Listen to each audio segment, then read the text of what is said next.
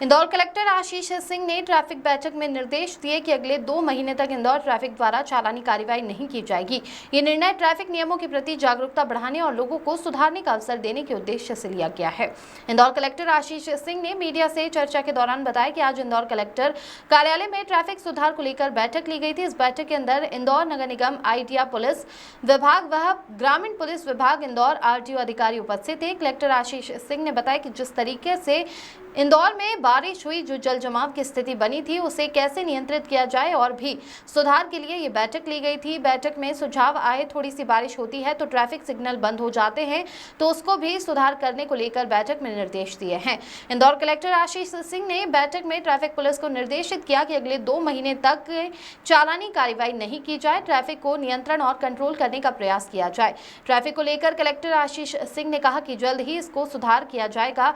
जो अनियमितता मिलती है ट्रैफिक को लेकर, जल्द ही इसमें निराकरण किया जाएगा। ट्रैफिक को लेकर सभी अधिकारियों से कलेक्टर आशीष सिंह ने सुझाव लिया और अधिकारियों द्वारा कलेक्टर आशीष सिंह को ट्रैफिक नियंत्रण और सुधार करने को लेकर अनेक सुझाव दिए गए। बैठक के दौरान कलेक्टर आशीष सिंह ने कुछ विभागों को ट्रैफिक सुधार करने के निर्देश दिए हैं। Bureau report. सर, क्या समस्याएं सामने आई और सर किस तरह से निराकरण की योजना है इसमें? देखिए, आज बैठक में 2 प्रमुख मुद्दे थे।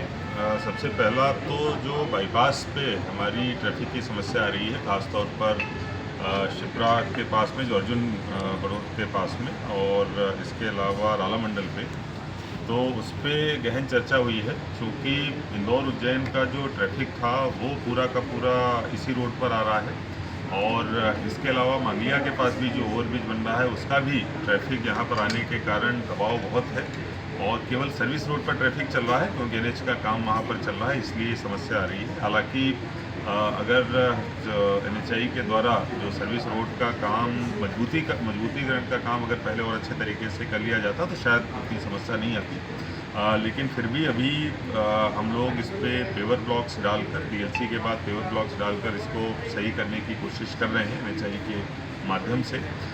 लेकिन चूँकि दबाव ट्रैफिक का बहुत अधिक है, इसीलिए उसको थोड़ा हल्का करने की भी आवश्यकता है। इसलिए आज की बैठक में जो निर्णय हुआ है, तो जो भारी वाहन एबी रोड पर चल रहे हैं उनको हम लोग समझाइश के माध्यम से कोशिश करेंगे डाइवर्ट करने की, कि जो मानपुर के पास में एबी रोड से हटाकर इनको अगर बड़नगर होते हुए हम लोग निकालें वापस एबी रोड पर, तो मुझे लगता है यहाँ का ट्रैफिक का दबाव थोड़ा कम हो जाएगा। इस संबंध में जनसंपर्क के माध्यम से एडवाइजरी भी हम लोग जारी कर रहे हैं, और साइनेजेस भी लगाए जाएंगे, पुलिस का पॉइंट भी लगाया जाएगा, जिससे कि उसको हम लोग डाइवर्ट कर सकें भारी वाहनों को।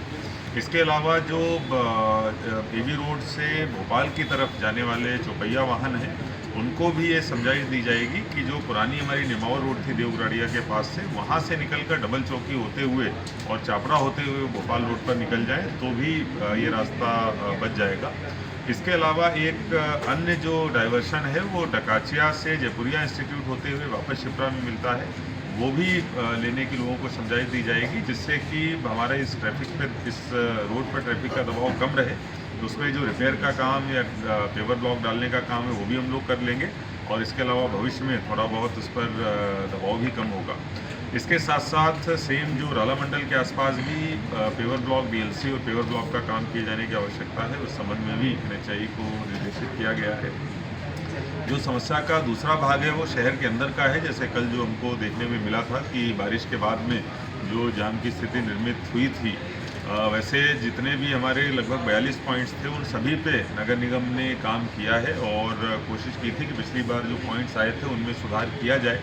लेकिन फिर भी जिन जगहों पर कल हमको ये समस्या देखने को मिली है, वहाँ पर और अधिक सुधार कार्य किए जाने की आवश्यकता है, जो नगर निगम के द्वारा टेकअप किया जाएगा।